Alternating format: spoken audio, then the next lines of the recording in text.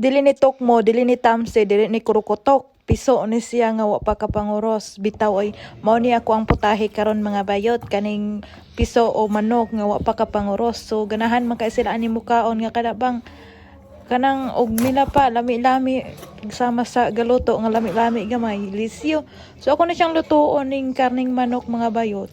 Tulo ni siya kabuok. So ako ra na siyang hinluan din ha. Pangwaon ng mga ikog-ikog ug kanayang lubot kay di na sila mukaon aron. So ako ra na siyang hinluan din ha. Then tungaon kay mao ni nga tuang ipa ni hapon karong adlaw pa ni hapon pa ni udto pamahawot kas ara man kun sila mukaon sa usa ka adlaw. So dala-dala na ni kaning manoka ambot unsay ngalan aning manoka boiler ba ni binisaya ba ni o tagalog ba kaning manoka basta manok ni siya nga pagkapanguros ug sa atoa pa piso bitaw ay dako-dako na ni pagkapisoa mao ni ako ang butangan karon sa asin dayon atong butangan dayon na siya sa paminta.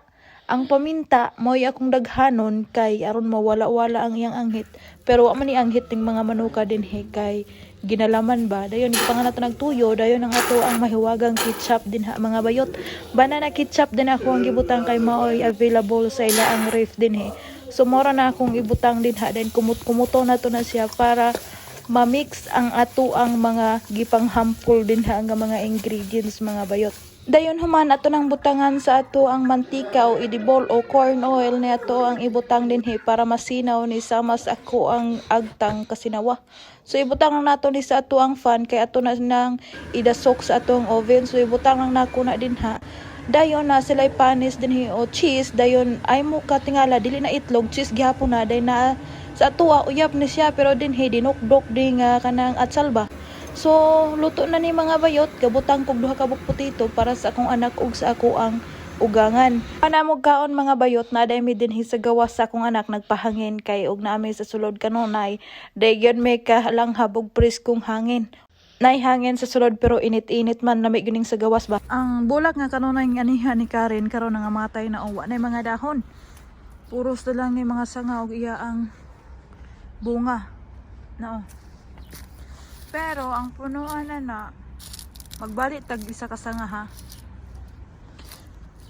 Nagbalik og isa ka sanga, green gihapon sa sulod. So it means buhi pa na siya bisan wa na yung mga dahon. Gumikan sa kabugnaw, murag dili siya ka-survive sa katugnaw ba. Mo nang mga dahon niya nangatagtag na.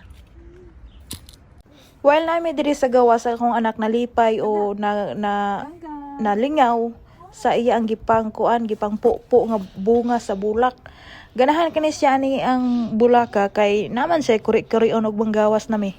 Dahil akong bana hinadtog basar ganina na malit siya og mga pagkaon og mga prutas kani mga prutasa nga kung nailhan tisa ra gyud daw tisa. Dayon ato ning panghugasan mga bayot kay ato na po ning hiwa-hiwaon kay atong ipakaon sa atong mga kagupa mga bayot. So unahon nato ning kapayas man siguro ni basta kay makaon ni dinhi bitaw oy ato ra nang tadtaron draw ato ra nang slice on din ha og pina straight mga bayot dahil ato nang kuhaon ng liso kay di nato na iapil og pagkaon ng liso isunod nato ning apple kaning apple nila dire barato ra kaning apula then kato pong green or yellow barato ra pug kaayo to. Dahil nato ning isunod ning ato ang tisa kanin tisa alami jud kayo bitaw ay tamis bitaw kaning kalanuna so humana ang tanan ato na ni serve bye.